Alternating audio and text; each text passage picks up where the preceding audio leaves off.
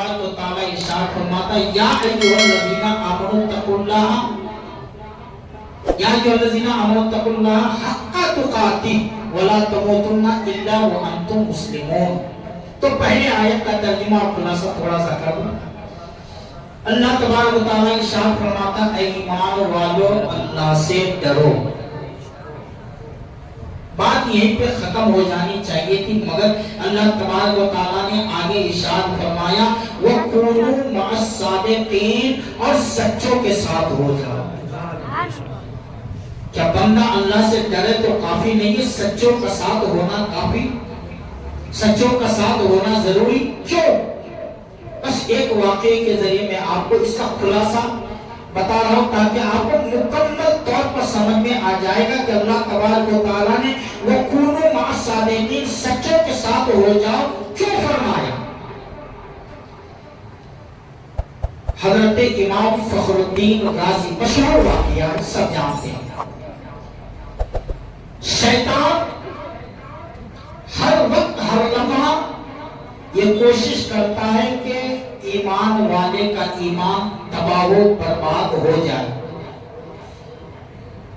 سرکار فرماتے ہیں شیطان انسان کے خون کے ساتھ گردش کرتا ہے، خون کے ساتھ. اسی لیے جب کوئی نمازی نماز کے لیے نیت باندھتا ہے تو شیطان اسے بہکانا شروع کر دیتا ہے اذکر فلاں، فلاں بات کو یاد کرو. جب وہ اس بات کو یاد کرنے لگتا ہے تو شیطان پھر کہتا ہے اذکر فلاں. ارے ایک ہی بات یاد کرے گا دوسرا بھی یاد کر. ایک ہی گراہک تھوڑے آیا تھا، دوسرا بھی تو آیا تھا، اسے بھی یاد کر کتنا پیسہ اس کا باقی ہے. اس میں وہ سوچنا چالو کر دیتا ہے پھر کہتا اذکر فلاں، ارے وہ بھی تو آیا تھا. انسان کو شیطان اتنا الجھا دیتا ہے کہ وہ بھول جاتا ہے کہ میری پہلی رکعت ہے یا دوسری رکعت ہے. انسان بھولتا نہیں، شیطان بھلا دیتا ہے. تو شیطان کی یہی کوشش ہے کہ ایمان تباہ ہو جائے، برباد ہو جائے، کیونکہ اس نے اللہ سے جب جنت سے نکالا گیا تھا شیطان کو تو اللہ تبارک و تعالیٰ کی بارگاہ میں اس نے کہا تھا میں تیرے بندوں کو نماز پڑھنے نہیں دوں گا، نیک کام کرنے نہیں دوں گا. لیکن اللہ تبارک و تعالیٰ نے فرمایا تھا جو میرا ہوگا وہ تیری بات نہیں سنے گا، جو میرا ہوگا وہ تیری بات نہیں سنے گا، تیرے بہکاوے میں نہیں آئے گا. تو لاکھ کوشش کرنے وہ نماز پڑھے گا. تو حضرت امام فخر الدین رازی علیہ رحمت الرضوان بڑے پائے کے ولی، بڑے پائے کے عالم، بہت بڑے عالم، اتنے بڑے عالم کہ جن کا کوئی جواب نہیں. ان کا بھی آخری وقت آیا تو شیطان ان کے پاس پہنچا اور سوال کیا اے فخر الدین تم نے زندگی پر لوگوں کو سمجھایا، پڑھایا، لکھایا، ایک اللہ کی طرف بلایا. اے فخر الدین رازی ذرا تو بتا کیا اللہ ایک ہے؟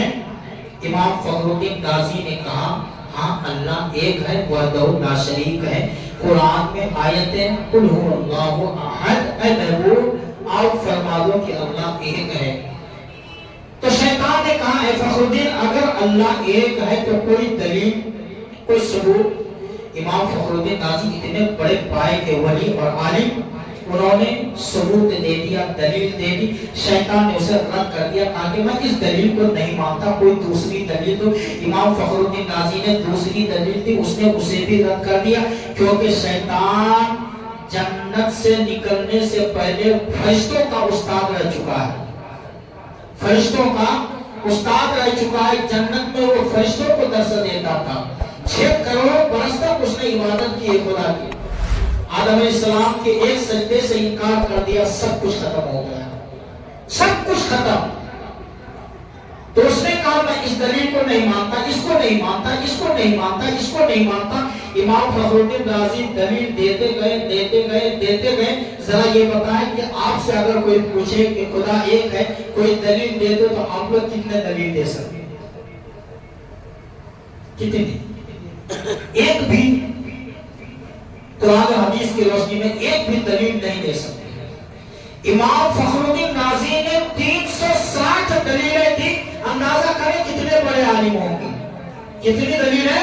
خدا کی وحدانیت پر 360 دلیلیں شیطان نے رد کر دیا. مگر امام تھے. اتنے میں آپ کے پیر و مرشد حضرت نجم الدین کبرا، دیکھیے اللہ نے کیوں فرمایا سچوں کے ساتھ ہو جاؤ، وہ سمجھانا چاہتا ہوں. نجم الدین کبرا امام فخر الدین رازی کے پیر و مرشد اپنی خانقاہ میں وضو بنا رہے تھے. کشف کے ذریعے آپ کو پتا چلا میرا مرید فخر الدین رازی شیطان سے مقابلہ مناظرہ کر رہا ہے. 360 دلیلیں میرے مرید نے دے دی، فخر الدین رازی نے دے دی.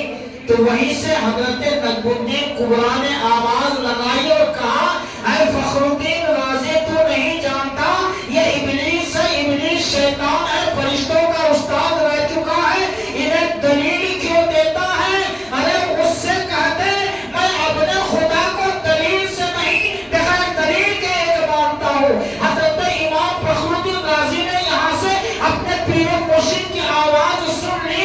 اس کے بعد شیطان سے کہا اب آخری دلیل سن لے، ارے کان کھول کر سن لے، اب میں تجھے جو دلیل دینا چاہتا ہوں وہ کان کھول کر سن لے کہ میں اپنے پروردگار کو کسی دلیل سے نہیں بلکہ بغیر دلیل کے ایک مانتا ہوں. اتنا سننا تھا وہ شیطان کہنے لگا اے فخر الدین رازی جا تو کامیاب ہو.